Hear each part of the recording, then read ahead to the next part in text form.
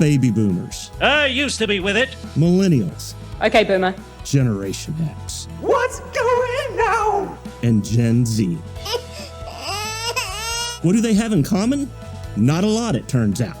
But one thing they can agree on is that this is the political podcast they want to listen to. Welcome to Not My Generation, the political podcast that looks at political events, news, and happenings across the world and at home through a generational lens. Your hosts are Dr. Emily Stacy and Professor James Davenport, two political scientists from Rose State College. But the views expressed on this program are solely the views of the host and their guests and do not reflect the views of Rose State College, its administration, faculty, or students. Coming up on today's program. He came in without much of a political background. Early on, everybody was sort of on his side, or all the Republicans were on his side. But then that new governor's smell wore off.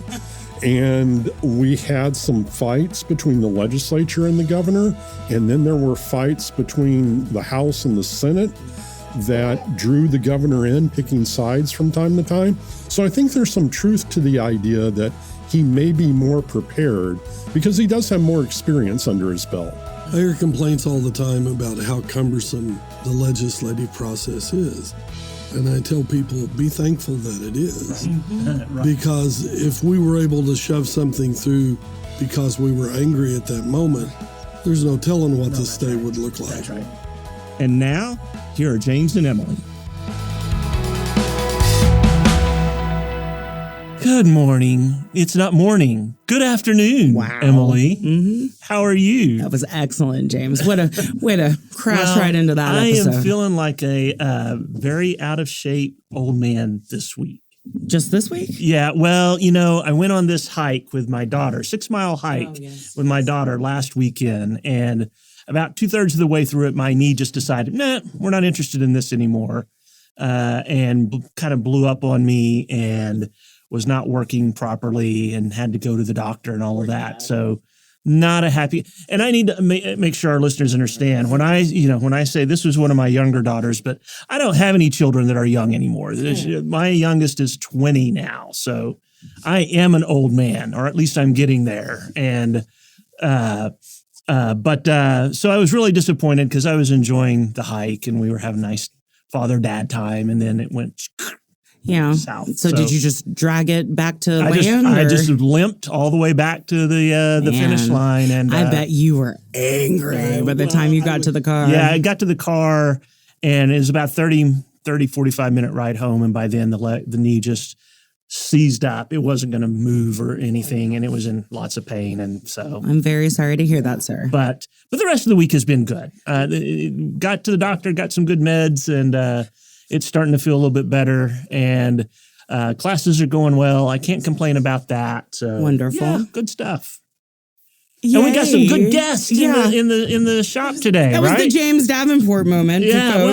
well, sometimes you just gotta feed the people a little personality. You were perhaps a little, perhaps influenced by Trace last week. The domination of the conversation. The problem with Trace, and I love Trace. I think we both can say that. There's no problem with Trace. The problem with Trace, though, is you can say, hey, we want to talk about this, and he's going to talk about whatever he wants to talk about, Not that it's not entertaining and not informative, but it doesn't always stay on script, as we say. Indeed. I will say, since you got your moment, I was in D.C. last week for a conference, the American Association of Colleges and Universities, and it was a really cool experience to be in a room with, or really a giant hotel, with about 1,000 or so academics from all across the country and different institutions right after the inauguration, sort of have that camaraderie of, higher education and academia. And so very cool conference. Was glad to be there representing Rose State and our work partnership with Unify America. If you have not, dear listener, found Unify America, please seek it out. There is an open challenge for any member of the community, but we specifically deploy the College Bowl Challenge at-risk state college. And so the gist of Unify America is it provides folks with a demographic survey and then allows them to kind of prioritize their politics. And then it pairs people together, specifically college students, with the College Bowl from across the country. So an Oklahoma student, one of my students has been partnered with somebody from Chicago or Maryland, typically from a more urban area, typically ideologically different. They should be different on at least 3 points. Based on Unify's algorithm, and they get together in about a 45-minute Zoom call, and they're given prompts, and they're not, the typical debate prompt. It's more like, so for example, one is free speech should be tolerated on campus, even if the content is controversial. Mm-hmm. And it allows these two human beings from different walks of life, different demographics, to have a conversation. They're not trying to convince one another of anything. They rank how they feel from absolutely agree to absolutely disagree. And then they talk about why they ranked their opinion that way. So it's not about trying to convince somebody or argument. It's about civil discourse. And my students have, over the last 2 years that I've been deploying it, been really shocked by the how quickly the intimidation barrier regarding political and civil discourse goes down whenever they are put in a situation like that where they have to talk to somebody. We have so much more in common as Americans than we do dissimilar. And I really love that about Unify America and the way that it is using the same technologies that your students are using to swipe left and right and get some booty to provide them with political discourse. So I got to make a Tinder joke on the panel that I was on for Unify. I was right because I get some of these kids will be like, I don't want to talk to somebody. I feel uncomfortable talking to a stranger online. It's like, kid, you're in Tinder, like on Tinder in my classroom. You've got to be like, you don't want to talk to a stranger online. You're kidding me, right? Go somewhere else. So anyway. I want to make one more real quick. We need to congratulate somebody associated with our podcast. That is one of our producers, Santiago Ramones, went through his citizenship ceremony today. And we want to shout out to Santiago. He's a fantastic producer, fantastic artist. Human being. He is. And we've been talking about maybe getting him up on an upcoming episode just to talk about the process and what that was like and all of that. But we really want to shout out to Santiago. Congratulations. Congratulations on that accomplishment. Now you're a #Merkin. There you go, right? All right. In the house today, we have Scott Carter from the Oklahoman. Scott Carter. Get it Scott right. Carter. Sometimes I never know if you, on all of your bylines, it does say M. Scott Carter, but whenever I'm talking to you, you're just Scott. So I like the formality. If I'm not doing that correctly, just slap me. That came from you're doing it fine. That came from a long time ago when I was in community college back in the 80s. I went to Tonkawa, Northern Oklahoma College, and worked at the campus radio station. And the station manager pulls me in, another kid standing there. He goes, "You guys are both Scott Carter." I looked at him and said, "Hey, bro, how's it going?" And he goes, one of you has to change your name." And this other kid goes, "Well, I ain't changing my name." I said, "I'm not either." And he goes, "Well, one of you gets an initial." I said, "I'll take an initial." I said, "Okay, you're now M. Scott." All right. That stuck. Oh, wow. All right. And it stuck. I started writing under it, and it stuck. And so I've been M. Scott now for 40-something years. Wow. Yeah. Also in the studio with us, one of our repeat guests, Shawn Ashley with the Quorum Call. Yes. Glad to have you back. Glad to be here. And we're going to be talking about the upcoming legislative session, correct? Indeed. I don't think you described Shawn properly. He's like one of the gargoyles on the top of the Capitol, right? He has been a fixture at the state Capitol forever. Actually, Griffins. Well, this is true on ours. Shawn yes. is a Gryffindor. Gryffindor. Fine. I am too, by the way, just to let you know. Oh my God. Yeah. I stand corrected. We're really excited to have you here to have the conversation conversation that we wanted to have kind of last time with, Trace and Paul, but, Trace traced himself. So we'd like to have a legislative preview of the upcoming session that begins on Monday. I'm pretty thrilled about the coming to the State of the State on Monday. I just love the pomp and circumstance. You know me, I'm an addict, dude. So yeah, give us how many bills, what's going on, what do you think the temperature is going to be like? Does new leadership make a difference is there any contention between leadership and the governor's office as there was before? I've got so many questions. So wherever you'd like to start, either of you, both of you. Well, Shawn, give us the update. Give us the landscape first. Well, running into this session, the bill filing deadline was a few weeks ago, and they filed about 3,100 pieces of legislation. That's a record number. Again, year after year, they're filing more and more. So all those have to go through, well, not all of them will, but they have to move through the legislative process by the end of May.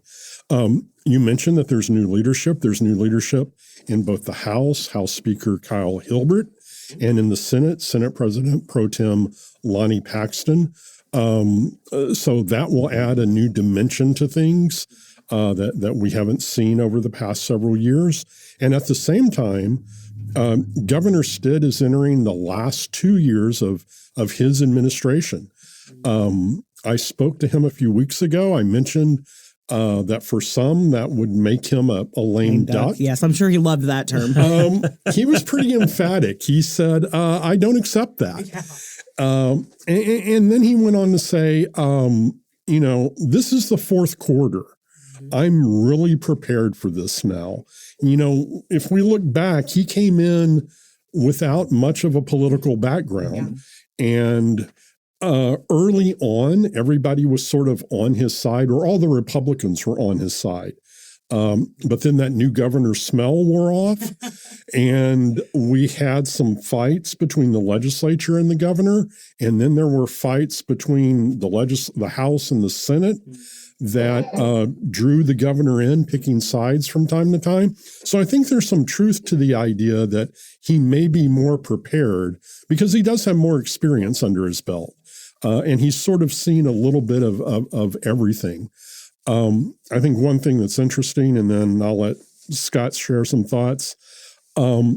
This is the 20th anniversary of Republicans taking control of the House back in 2004, going into the 2005 legislative session. We're also now 5 years removed from COVID. It is hard to believe it's been that long already, right? It still lingers out there in people's minds. So. And what's happened, sort of a lesson of COVID, what do we have happening at the same time? As we record this, schools are not meeting in person in the Oklahoma City area because of COVID and flu and other diseases that are going around. So we got some cool skills out of that, as unfortunate as it was, but online learning and remote learning. So those are all factors, I think. New leadership, gubernatorial experience, 20 years of Republican control of the legislature, and the lessons of COVID that we go into this session with. Wow. Well, I would agree with you that we've learned a lot of lessons. I don't know whether they've stuck. There have been a lot of lessons laid out there, but I don't know whether they've stuck. The legislature is, anybody who pays any attention to the Oklahoma Constitution knows, the legislature is the kid in the room with the most toys. Mm-hmm. The judicial branch is, you guys are the ugly stepsister. And the executive branch is, we need a chief executive, but. Yeah. And they had initially, back during COVID, given the governor some more authority, and then they started rolling that back. And maybe it was because the new governor smell wore off. I never thought of that, but it could be.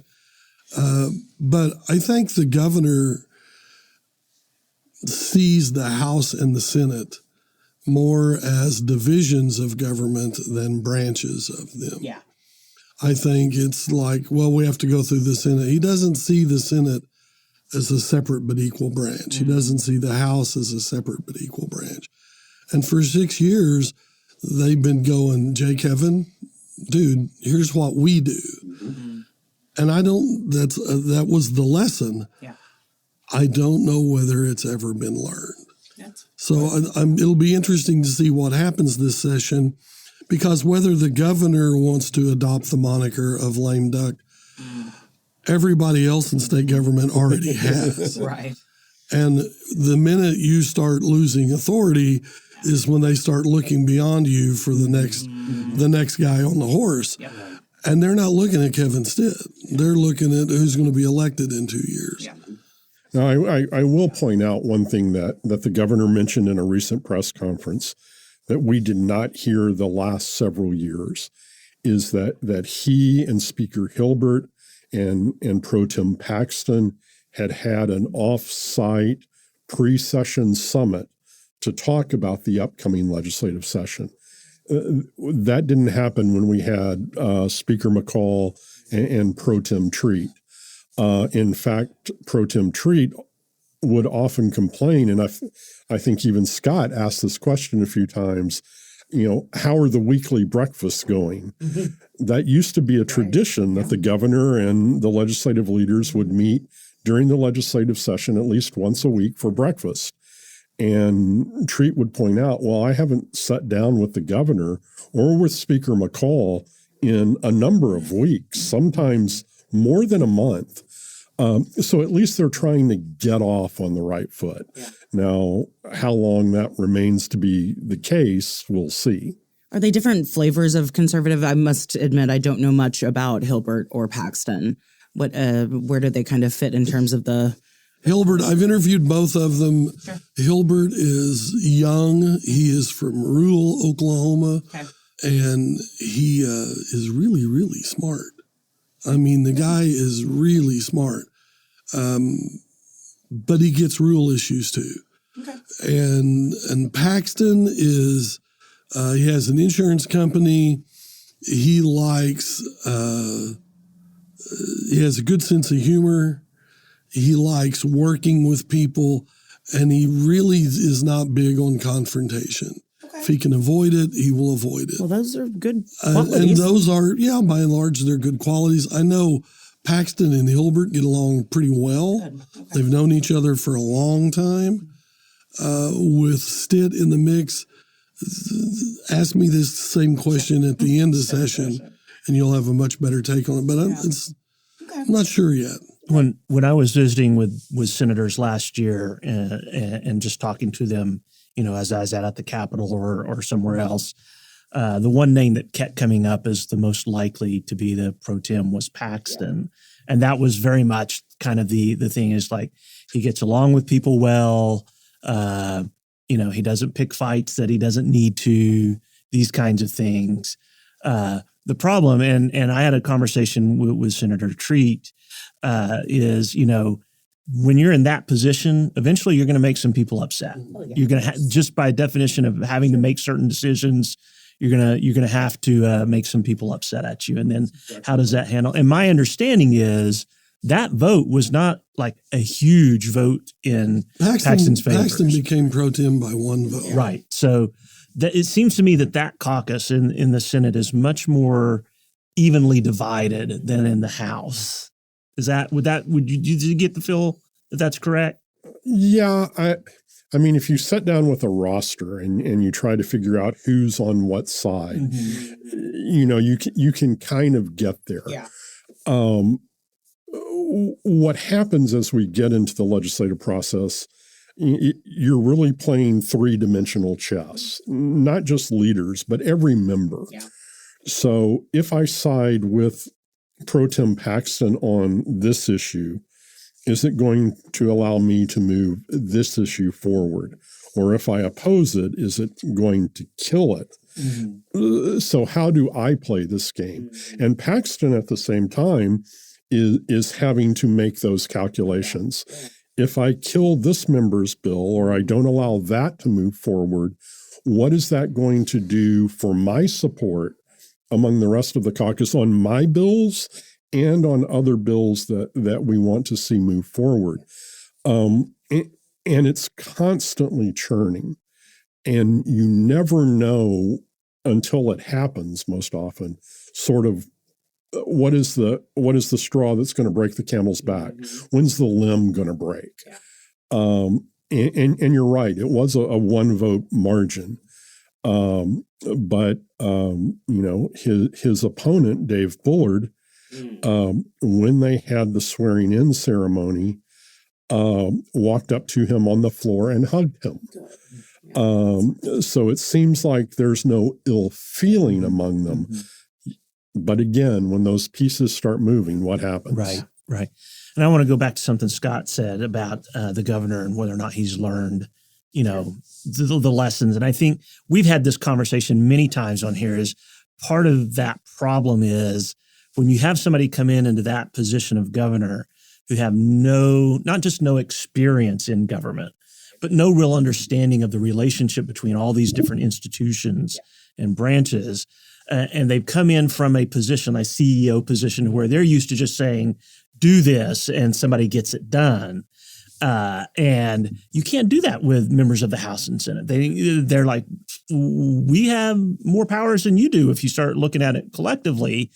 And I think my interpretation of the relationship between Treat and Stitt was always Treat was becoming increasingly agitated that he perceived, and this is just my interpretation of that. There's nothing any of them had said to me, was that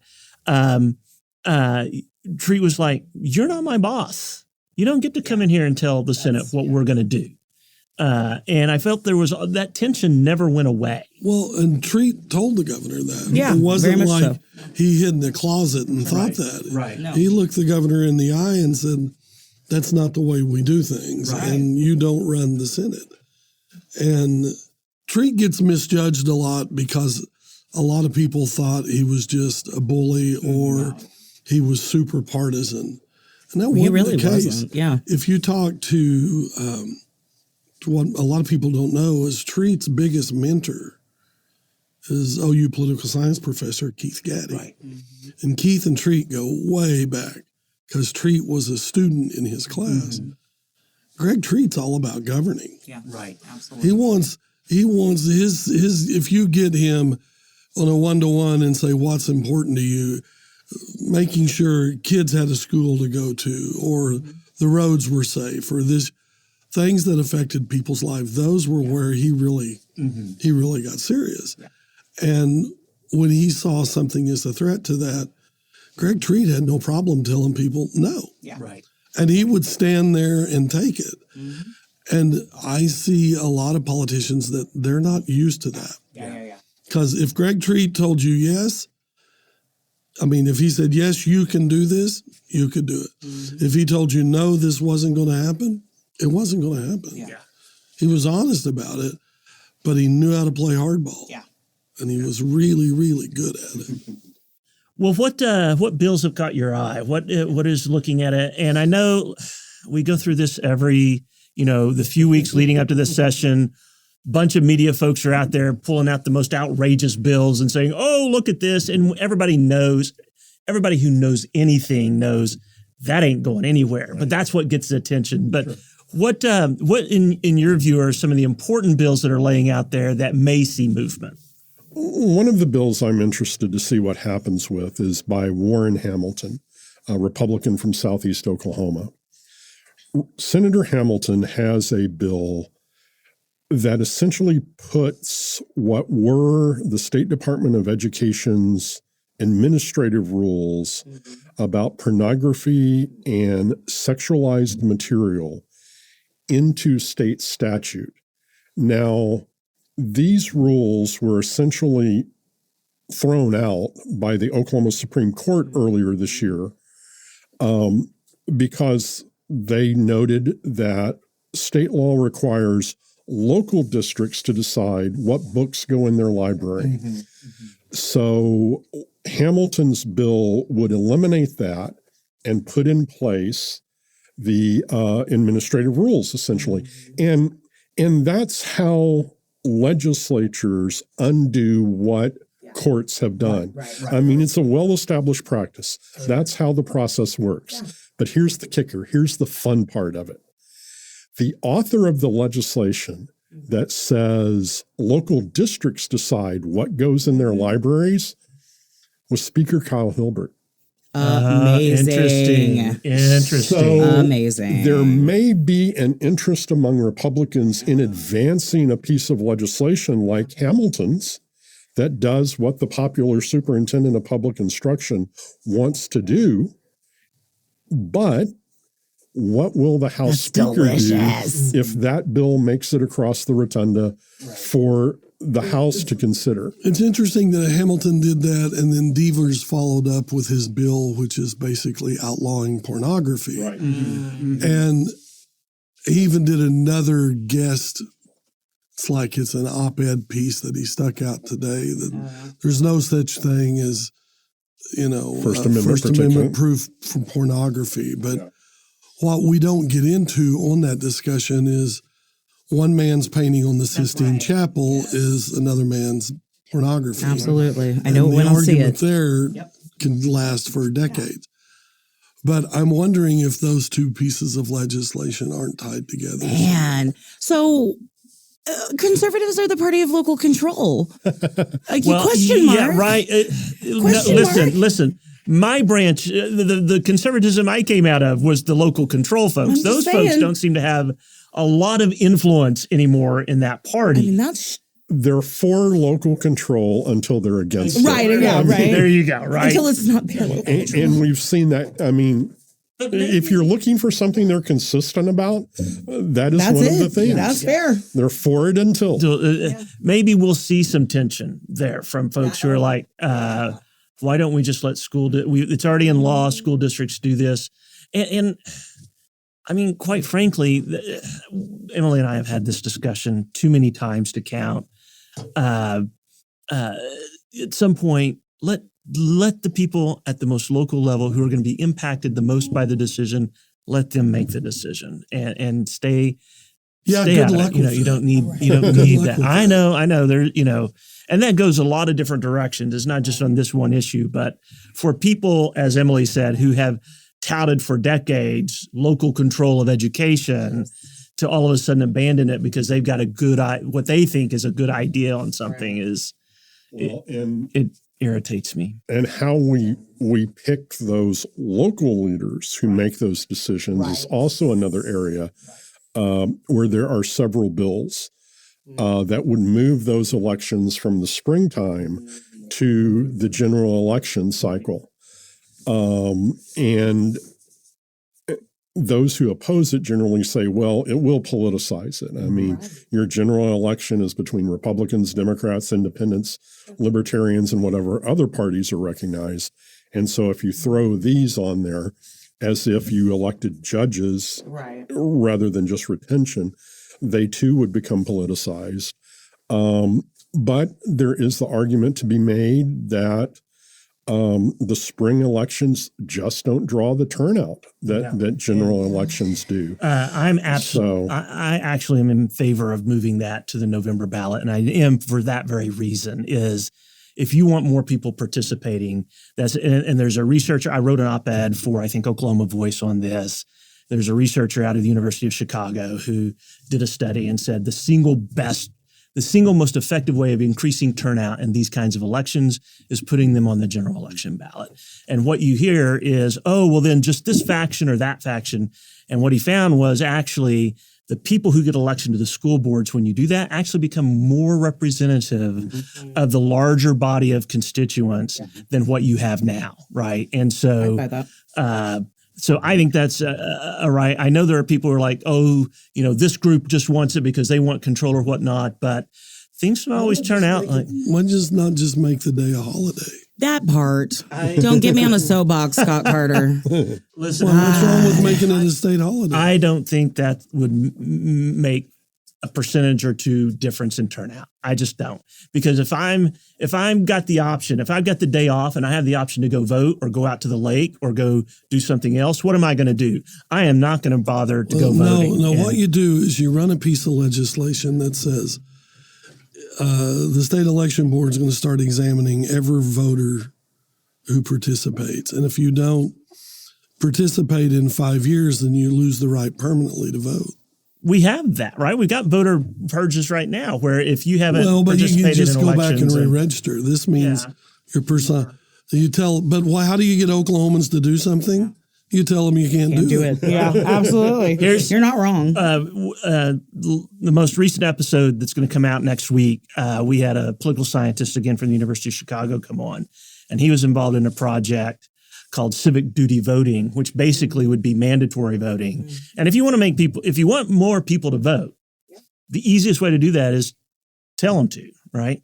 And that was an interesting conversation as well. But or opt out. You opt out. The opt out option is being adopted in multiple states at this point, right? So, when you turn 18, you're automatically registered as an independent, and then you have to do the due diligence. Be the active one to go in. But there is legislation to do that in Oklahoma filed for this session. Not a conservative, though. If we're not going to make it.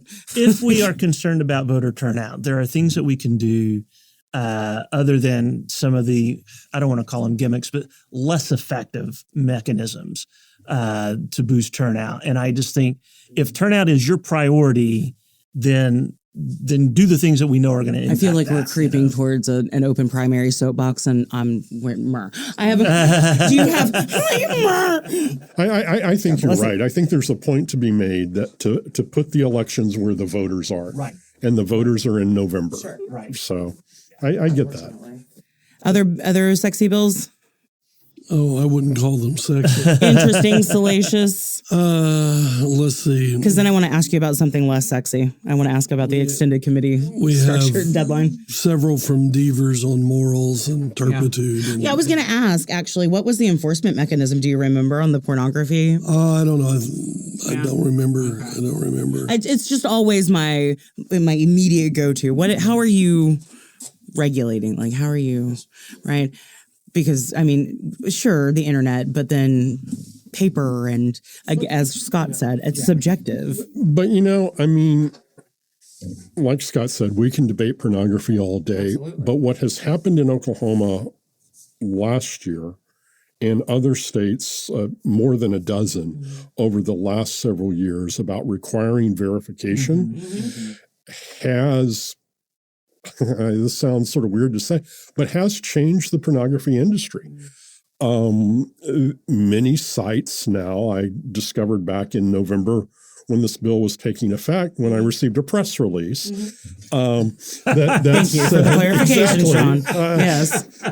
I sort of paused when I started writing this story because, how am I going to explain that I knew I couldn't access a porn site from Oklahoma? It was because they sent me a statement that said you can't access this site anymore.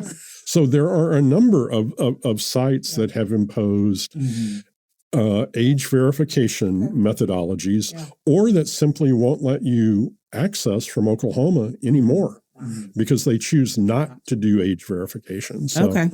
That's very interesting. And it's not, like I said, it's more than a dozen states now that have passed similar rules that hold them civilly liable if a child is allowed to access it. You don't think a 13-year-old kid's going to be able to figure out a workaround on that? On YouPorn, right? My money, no doubt. I'm sure they are. My money is my money's on the teenager. Yeah, and that's why some states, and I forget the porn network, if you will, the Pornhub family, ISP in Oklahoma and about a dozen other states, you can't access their sites. There's no age verification. You just can't do it. So, all right, other bills. You've got Devers again with legalizing feral hog hunting. Oh, we try to do that. Oh, we've done, and they are a big issue from helicopters. We can shoot them southwestern Oklahoma. So you got feral hogs. Nikki Nice wants to make menstrual products available for students. That's something that they've tried a couple of times that has yet to come to fruition. And then you've got Worrell Hamilton dovetailing with Devers on inappropriate materials. There's another one too. There's a big fight now over non-traditional energy sources. Okay. You're seeing a pushback against green energy. You saw that come to a head in the fight for Appropriation Chair Kevin Wallace's seat up in in Lincoln County. So they want to get rid of the subsidies for wind farms. Oil and gas industries behind that. Want to add athletic equipment to the our tax-free day. There's another bill that would also add school supplies. There's a proposal for a tax-free holiday on guns, ammo, and hunting supplies, which actually a number of states like Louisiana have. I think there's also a tax-free holiday for storm preparation supplies. Well, that seems smarter to me. Right? Why don't we just awareness kit? Yeah. That. It really is. Louisiana, Mississippi, Alabama, Florida do that. Why don't we just have one day and you don't pay taxes on anything? Free for all. It's just buy what you want, no taxes assessed. Now you're getting dangerously close to the purge. I'm just saying. Right? I mean, if we're going to do, let's eliminate all laws for one day. Yeah. See how the Sooner State does. I'm a small government guy. I'm not but at some point you make too many exceptions and it causes too many problems. And Are you saying at some point you get too small? You can, right? Yes, absolutely. Unless you're an anarchist, right? And I'm not, but James is not an identitarian. We don't like to break it down to that granular level of identity. But I'm God bless him. I'm not a big fan of subsidies of anything either. But I find it ironic that one of the biggest subsidy receiver industries also wants to prevent anybody else from getting subsidies as well. So they were there first. Well, yeah, that's how I do want to talk about one bill because we're going to actually have a conversation on it next month at Rose State. This is SB 139. So this is Senator Seyfried. I'm not sure how she pronounces her last name. Bill that would in effect prohibit students from using cell phones in public schools during the school day. Huge fight. Going to be a huge fight over that. This is so. For those who might not be familiar, this has been a long time coming. The social psychologist Jonathan Haidt wrote a book published his book last year called The Anxious Generation, where he cites a lot of evidence showing the mental health detriments of obsessive phone use, basically smartphone use. There's been a movement. Lots of districts and states have moved in this direction. Senator Pugh did an interim study on this last fall, which has kind of led to this legislation. I just think that's going to be a really interesting discussion. I'm torn on this issue. I think there is pretty good evidence that there's mental health detrimental effects from the way these get used. By the same token, as we mentioned earlier, I would much rather let school districts create their own policies for what they feel are going to be in their students' best interest rather than having a one-size-fit-all state mandate. That's kind of where I'm at, right? I come to this one with personal experience because we have 3 teenagers in high school. And this is like a year or so ago, they thought there was a live shooter at Putnam North. Yeah. And I start getting these frantic texts from my daughter. Mm-hmm. Dad, there's a guy on campus with a gun. And nobody wants to get that text. Right. I understand what the legislature is trying to do because there are a lot of education experts whose opinion I value who are going, we got to be able to get these kids to get down off their phone and pay attention. Because when they do, they learn. But I teach an adjunct class and I see that. Oh, yeah. But I come in the first day and say, if you're on your phone while I'm lecturing, I just take points off and you're never going to get a C out of this class. So keep that in mind. I'm not sure what the answer is, but I know it's going to be a hell of a fight. It is going to be interesting to see play out. I covered the interim study you mentioned in the Senate, as well as one in the House.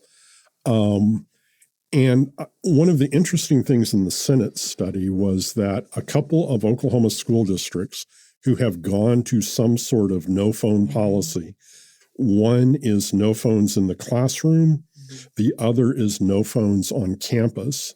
As they were working toward making those policy decisions, they had some of their teachers allow their kids just to leave their phones on their desk. And at the end of the class, they asked, a class of 20, 25 students, how many notifications did each of you get? And when they added them all up, in both cases, it was between 250 and 300 notifications for those students. So if they've got their phone in their pocket, if they're watching it on their desk, they're knowing about those notifications. So they're horribly distracted.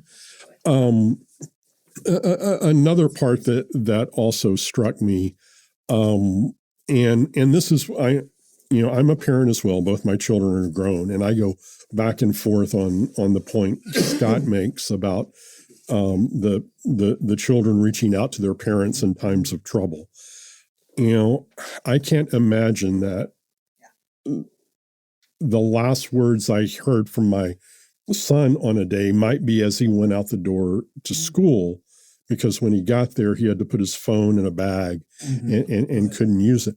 But at the same time, one of the problems that has been cited is that kids using their phones in times of crisis can cause problems for the network, can alert shooters and others to where the kids are. And so I don't know how you balance that student safety issue there. Scott's right. I think it will be a big fight. One of the last things that Senator Pugh said in that study was that we have to find a way to do this, but allow local districts to do what's best for them. So I think what they're going to do, or work toward at least, is requiring districts to implement a prohibition, but how they implement that prohibition will be locally determined. Yeah, be locally controlled. Yeah. I think it's a decent compromise. Yeah, I think just that decision-making process, I think, is best when it's pushed down to the folks who are going to be dealing with it on a daily basis. And it should be, I hear complaints all the time about how cumbersome the legislative process is. And I tell people, be thankful that it is. Right. Because if we were able to shove something through because we were angry at that moment, there's no telling what the state would look like. That's right. That's exactly right. And so making it cumbersome and making it difficult is probably a good thing. But there's going to be a big, robust conversation about that.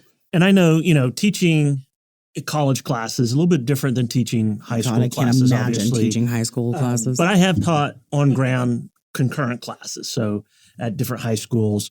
My approach is basically, I know they're going to have their phones. We're going to use them in the class, right? I'm going to have them looking up stuff. They can get it.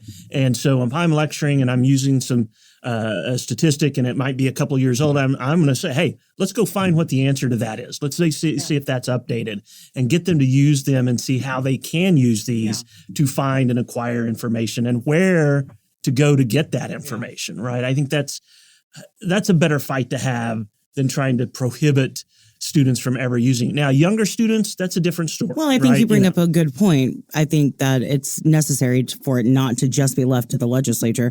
They need to bring in those teachers' unions, those, they need to bring in all the actual practitioners. practitioners. They need to hear from students. Yeah, agree. Yeah. I mean, Yeah. But it'll all be decided in If Lincoln. you've applied for some scholarship or applied to college and they tell you, we'll let you know by 3:00 today, it's not the fact that you're ignoring that teacher so much as you're waiting for that phone to buzz to find out what the next step in your life's going to be. Right. And all that has to be factored into this debate. Now, I will say this. The legislature is not good at multi-level debates. They don't do it well. I think this will be a bipartisan. And, I mean, it'll be interesting to see where the chips fall. And on I this think one. I'm much more sympathetic to prohibitions the younger the student is, right? Sure. The older the student, I'm less inclined to want to interfere with that as much. But again, I'm all for local school districts figuring that out on their own. You don't want to and get not yelled me at telling by your them. daughters. That's what that's about. Well, listen, my kids were not. I've had this conversation with them, and of course, they're all out of high school now anyway. But I've had this conversation, and they were split on. I had a couple that were like, "Yeah, ban them. They're nothing. They're no good," and then a couple were like, "That's not going to accomplish anything." So even in the I haven't made them all brainwashed into the way James should think about not things. yet. No, they're not quite all libertarians yet. I can vouch for that. Your daughter is not. She took the Pew quiz, No, and she is not. I won't She divulge, is but not. she is definitely not a libertarian. That much I know. That much. Okay, Shawn, tell me about the extended committee structure. Oh, this is fascinating. So, House Speaker Kyle Hilbert has deployed a new committee structure for the House. His goal is for more work to be done on bills in committee. Okay. So as a result of this, there are 7 oversight committees. So, for example, you have education oversight. Underneath that, if you will, there is the Common Education Committee and the Post-Secondary Education Committee, which will be responsible for career tech and higher ed. So a House bill that they'll be considering in the next few weeks must first be considered in that policy committee, that standing committee, education or post-secondary education. And once it's considered there, it moves up to the oversight committee. So it's sort of like the appropriations and budget process, where you have an appropriations and budget committee, and underneath it, you have a series of subcommittees. So you'll have 2 committees looking at most pieces of legislation. There are some exceptions to that. The Administrative Rules Committee, for example, stands on its own. The House Rules Committee, where oftentimes leadership bills go, stands on its own. And this is pushing back the committee deadline and then the floor deadline. It's altering how the legislative process works. Now, the issue here will be how strictly they enforce it. Yeah. Undoubtedly, we see this during just the regular committee process. Someone is not going to be using the Quorum Call legislative tracking service, and they're not going to realize that their bill hasn't been heard in the Common Education Committee. Yeah. And as a result, that deadline at the end of February is going to come, and their bill's not going to get heard. Mm-hmm. If it isn't heard, it can't be heard in oversight. Right. Okay. Well, so unless there are end arounds on every one of them. There are ways around everything, and that's why I say whether it works will depend on how strictly Speaker Hilbert and his leadership team enforce it. Mm-hmm. My guess is the first deadline they'll be pretty strict, and that's March 7th, isn't it? The Oversight Committee deadline is March 6th. The Standing Committee deadline is a week or two before that, right at the end of February. Okay. But Scott's exactly right. Well, I've seen this for years. Every time they clamp down on the way they do committees, the more strict they are in the committee, the more end arounds they run later in the. Yeah. I have watched bills get killed in committee, 50 and 100-page bills. And then 2 weeks later, late in an afternoon, when no one is paying attention, that 100-page bill becomes an amendment to another bill. Even though it shouldn't, under their own rules. Yes. Yes. I love it. I've seen it happen all the time. Love the process. Now, I will point out while we look at Speaker Hilbert's plan as new. Yeah. The Senate has actually been doing something similar for a number of years now. They do what's called double assigning bills. Yeah. So let's say you have an education policy bill. Well, let's say cell phones, right? That Senator Seifert's bill proposes that local school districts decide how to do this and offers them grants to do it, right? So there are two parts to that. There's the policy and there's the finance. So most likely her bill will be double assigned. It'll be assigned to the Senate Education Committee and to the Senate Appropriations Committee. The Senate's been doing this for 4 or 5 years now, and it's largely worked with no problems. There was a situation last year where there was a dispute between Treat and McCall, and Treat essentially put a hold on a number of House bills. So they did not get heard in the policy committee, and so they should not have gone to Senate Appropriations. They reached a deal. He released the hold, if you will. They had to have a special Senate Appropriations Committee meeting to hear those bills.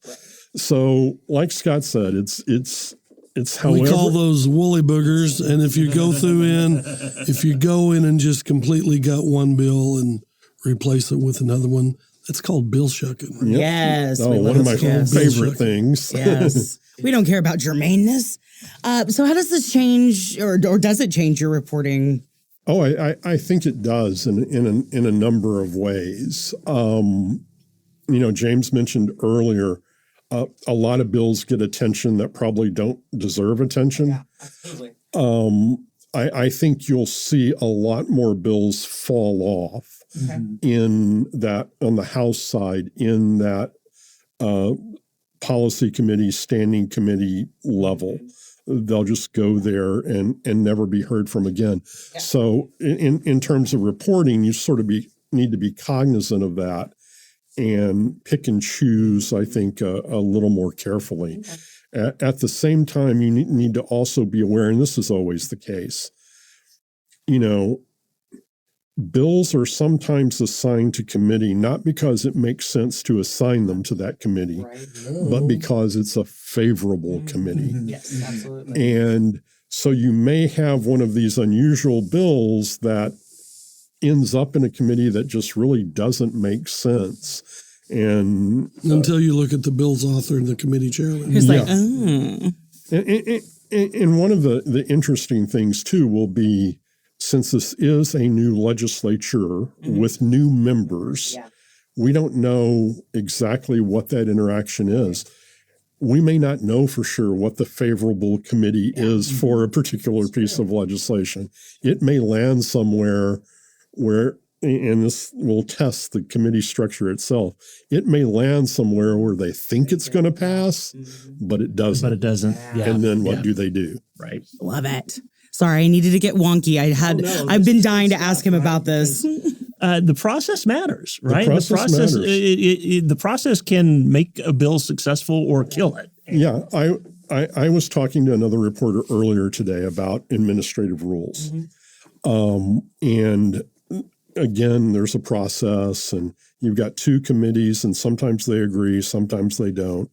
Goofy things happen. And I was looking back at my coverage the last several years, and Emily knows well, I have a document that's like 10 or 12 years of essentially legislative administrative rules failures because they have largely been unable to pass a resolution. They did in 2023. They didn't in 2024. I don't believe they did in 2022. And it goes back with this long list of failures. But I mention that because that process, you end up with these discussions and debates even of rules, and then legislation, the joint resolutions, and sometimes it's for naught. Yeah. But it's fun to watch. I mean, I wouldn't trade it for anything. Yeah. So. I miss it. Well, and you mentioned new legislators coming in, they're going to have trouble just navigating and figuring out what this process is. They're doing good to find their parking spot. And And now which bathroom to use on the house side, at least.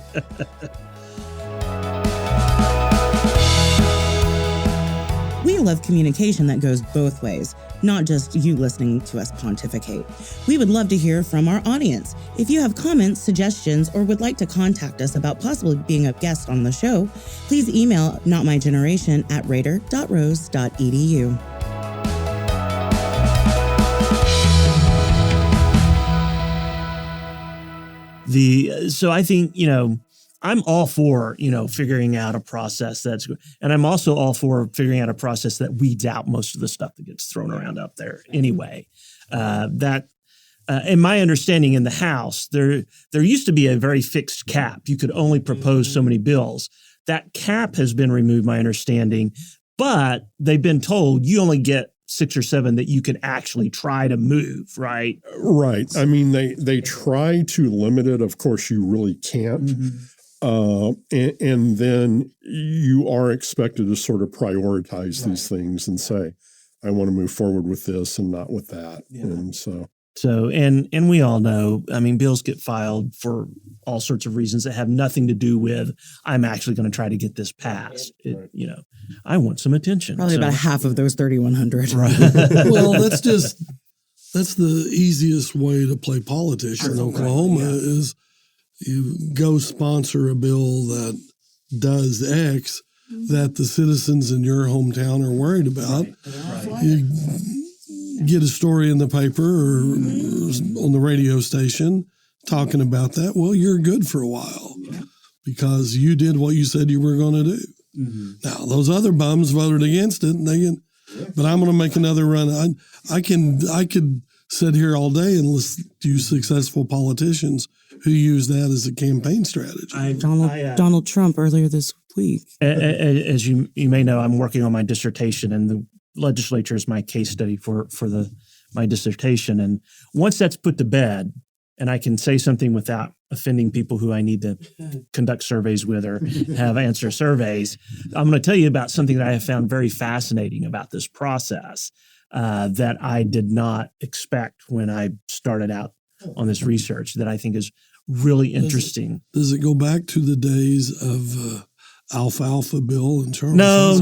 It's not. No. It's just it's relating to how members attempt to move their legislation forward. And it's been pretty interesting to me. So yeah, I may have told this story here before, and I know Scott's heard it. But he mentioned it a moment ago. A legislator goes back and says, I tried to get this done, and it didn't happen. The late Senator Gene Stipe used to tell it this way, that there was an legislator who each year got a lot of money to repave a mile of road outside of town. And every year it was just another mile. Then he retired, and the new guy came in, and he got 20 miles all the way to the next town. He got that funded and ready to go. And the retired politician asked him, well, what are you going to campaign on next time? And that's sometimes exactly how it works. Well, there was a lot to be said. There was a lot of people criticized Gene Stipe as a state lawmaker. But I worked for the Senate when he was there, and the man was a genius. Oh, yeah. He read people like that great line about he'd get up on the floor and talk about a bill, and he'd say, well, I got friends that are for it, and I got friends that are against it. I stand with my friends. Right. And some of the things he managed to get through and get done or stop were astounding. And it wasn't because he's slipping $20 bills in somebody's hand. It was just pure political skill. Politicking. Yeah, absolutely. And we don't see too much of that anymore because you don't get to develop that experience. Yeah, nobody's there that long. I was managing editor of the McAllister News Capital and Democrat for a while Senator Stipe was still in the legislature. And he carried a piece of legislation that modified the Quality Jobs Program. And I wrote an editorial that was critical of what he was doing because it really didn't give communities like McAllister. There weren't projects that were going to pick McAllister that would qualify for this, even under the changes he was making. So we were encouraging him to go further. Mm-hmm. So McAllister at that time was an early afternoon paper. Mm-hmm. The paper came out. It hadn't been out more than 15 minutes, and my phone rang. And I picked it up. And in the background, I could hear the Senate roll call. Yep. Stipe was, and at that time, they had phones in a little drawer on their desk. Scott remembers Certain this. members did. Yeah. Yes, they did. They still do. Yeah. And Senator Stipe was calling me from the floor of the Oklahoma Senate. He said, Shawn, read your editorial. Really well written. But there are two sides to every coin, and hung up. I didn't get to say a single word. And the changes got made, and it made the Quality Jobs program better, and it's been expanded over time because they couldn't get to McAllister that year. Sure. I mean, they just, there was no way that could happen. But he set in place a series of steps that allowed that to happen, and I was just wanting him to take them sooner. Mm-hmm. I watched him in the early 90s, Maxine Horner, and it affects you guys.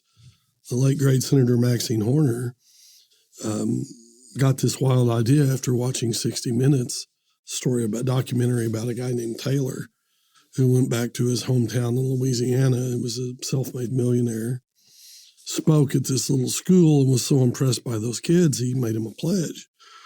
Said, if you guys will stay out of trouble and stay off drugs, graduate high school, I'll send you to college wherever you want to go. But you got to sign this paper. And well, out of the 24 little kids that he spoke to, these were like fourth graders at the time. He sent 20 of them to college.